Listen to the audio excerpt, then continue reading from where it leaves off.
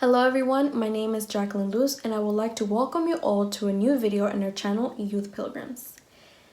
Today I'll be talking about a special topic that I know a majority of us, if not all, have heard about. It has to do with a specific celebration that is actually coming around the corner pretty soon. A specific time period many people look forward to, some starting to count down to it even back in the month of October or November. Lights, trees, decorations, a loving time filled with joy and happiness, family get-togethers with an abundance of food and drinks, what everyone calls the most beautiful time of the year, Christmas. Christmas is a special holiday that many people commemorate either for religious reasons or simply because of the fun and joy that takes place during that time. The question is, has it really always been like this? Who started or who came up with this festivity? And how did it become the Christmas that we know today? In order to answer these questions, we'll have to take a trip through history and see the different cultures and practices that helped shape the Christmas we know today. So first, we'll start with Babylon. After Nimrod, founder of Babylon, died, his wife, Semiramis, said that through a ray of sun she conceived and gave birth to her son Tammuz. Semiramis later went on to say that Tammuz was the reincarnation of Nimrod, their sun god, through her.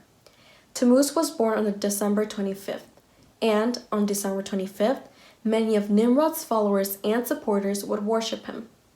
They would celebrate his nativity with feasts, orgies, and decorated trees, parentheses, which symbolized everlasting life due to their costing green leaves, and parentheses, with red cherries and shining balls in representation of the sun. Candles would be lit up in order to honor their sun god. Their feasts would be filled with drunkenness and other abominable acts as well. The cult to the pine trees came to be after Semiramis affirmed that a green tree was born from a dead tree trunk. She said that this represented the rebirth of her dead husband Nimrod, symbolizing that Nimrod had reincarnated and revived through her son Tammuz. Commenters say that the spread of this practice occurred after the builders of the Tower of Babel were scattered. Next is Egypt. In ancient Egypt, during the winter solstice, the image of Horus, like a newborn child, was taken out of the temple so that it would be worshipped by the Egyptian people. He was represented like a newborn child with a solar disk on his head. Horus was said to be the child of a virgin mother, Isis, and was born during the winter solstice. Horus was the anthropomorphized version of the sun, said to have an enemy called Set, who he would be in a constant battle with. It was said that Set would dominate him during the afternoon, sending him to the underworld. This was called the Battle of the Day and the Night. Horus's mother, Isis, was recognized as the deity of fertility. They would call her the goddess of the skies, Virgin Mother of Horus. Next is Rome. In ancient Rome, they would hold a feast called Saturnalia, in honor of the sun god Saturn. This festivity was originally held on the 17th of December of the Julian calendar, but was later on extended to the 23rd, 24th, meaning there was a full week of celebration done by the Romans. This happened during the winter solstice, celebrating as well the honor of the reappearance of the sun on the northern hemisphere. This holiday began with a sacrifice being made at the temple of Saturn, or Sol Invictus, and a public banquet, followed by a private gift-giving, continual partying, all of this in a very carnival and festive-like atmosphere. During this time, they also permitted all sorts of gambling, fun, and hectic activities. All social norms were changed. The poor would act like the rich, and the rich would act like the poor. This was known as the liberty of slaves and freedmen alike. They also had another tradition where someone would be chosen as the king of Saturnalia, and they'd be able to give all sorts of orders, and everyone would have to obey.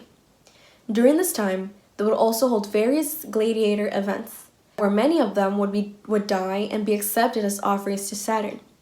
The 25th of December was considered to be the day of the birth of the invincible sun, Sol Invictus. The paganism of Babylon transcended the borders, settling with great force in the polytheism of the Roman Empire.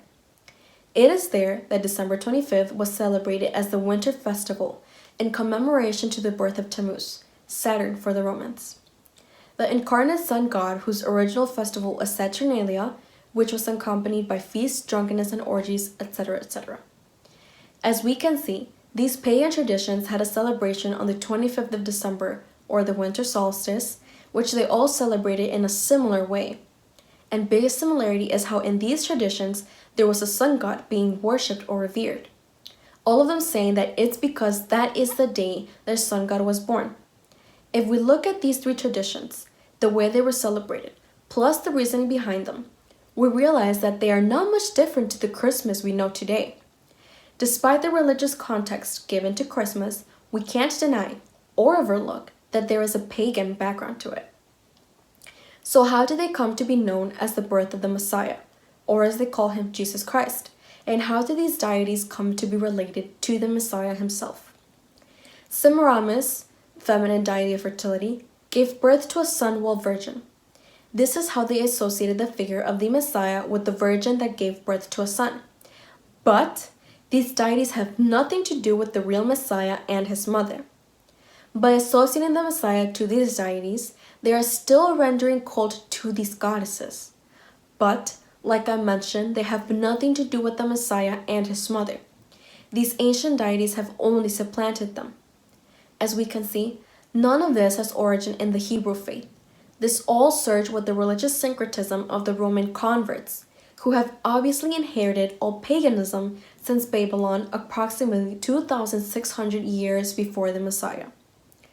When Christianity was established under the false religious pretensions of Constantine, approximately 325 years after the Messiah, the mixture of Babylonian and Roman paganism was freely introduced into the faith. The ancient Semiramis passed on to be the Virgin Mary, and the incarnation of the sun god, Tammuz or Horus, was called Jesus, which, according to commenters, proceeds from the Greek Zeus, Theos, and Theos. The winter solstice festival, or Saturnalia, celebrated on the 25th of December of each year, passed on to be the official date of the Nativity of Jesus. The ancient tree of the Babylonian religion, which they would decorate during the celebration of the Nativity of Tammuz, was then called the Tree of Christmas, remembering as well the virgin deity of fertility. Despite all of these pagan and religious origins and practices, Christmas has come to be celebrated by many, stating that it's not just about the religion, but it is about the family get-together, being able to spend time with them and having a good time as well. Many say as well that Christmas is the wonderfully joyful time where everyone is in the Christmas spirit, a time where beautiful lights and decorations are set up, as well as equally as joyful music. So, to put it shortly, many people have gone to say that it is okay to celebrate Christmas, even if it isn't the actual date or the actual birth of the Messiah, simply because it's a wonderful time of the year. So the question is, as disciples and as true believers, are we called to celebrate this as well? Should we or should we not? So first, this is not a biblical festivity. We can see in Leviticus 23 all of the biblical festivities that the Eternal Father had already established. In previous videos, we actually mentioned these festivities, so I recommend for everybody to go watch them and learn more about these festivities. Leviticus 18:30 says, "Keep my requirements and do not follow any of the detestable customs that were practiced before you came, and do not defile yourselves with them. I am the Eternal Father, your Creator." Here he is clearly stating that we are to hold and keep in heart his commandments and the festivities he already established for us to celebrate. He clearly tells us as well to not celebrate the pagan customs or the pagan traditions that other people celebrate. Second, celebrating it, even though it's not his birth, just because it's a nice time of the year, is just us wanting to please ourselves, our wants, and our carnality. It has nothing to do with actually wanting to spend time with the family. There are 365 days in the year. That means plenty of other days to visit and spend time with them. And 1 Peter chapter 1 verse 14 says, "As obedient children, do not conform to the evil desires you had when you lived in ignorance." For some of us coming from these pagan traditions, it can be difficult at first to let go of them. But, as we can see, if we're really obedient children of the Creator, then we can't conform to what we used to celebrate before. Instead, we should be made a new creation. In 1 John chapter 2 verses 15 to 16 it says, "Do not love this evil world or the things in it. If you love the world, You do not have the love of the Father in you. This is all there is in the world. Wanting to please our sinful selves, wanting the sinful things we see, and being too proud of what we have. But none of these come from the Creator. They come from the world. And in James 4:4 it says, "You adulterous people, don't you know that the friendship with the world means enmity against the Creator? Therefore, anyone who chooses to be a friend of the world becomes an enemy of the eternal."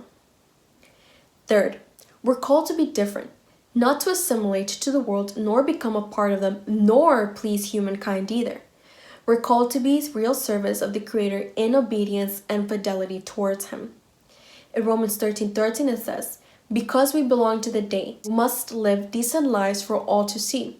Don't participate in the darkness of wild parties and drunkenness, or in sexual promiscuity and immoral living, or in quarreling and jealousy." And in Romans 15:58 says, "Therefore, my dear brothers and sisters, stand firm. Let nothing move you. Always give yourselves fully to the work of the Lord, because you know that your labor to the Creator is not in vain." As we can see, we are called to be obedient and consecrated to the eternal. We are called to be separated from the world and to not assimilate to it. We are called to live according to what the Creator had established through His scriptures, and we are called to follow the example that the Messiah Himself came to be. Well, thank you everyone for watching this video. We would like if you guys could give us a thumbs up so that way other people can also watch this video. And if you guys could please share it out so that other people can learn the truth about Christmas. If you have any questions or any comments, please write them down in the comment section down below. Thank you everyone. Blessings and shalom.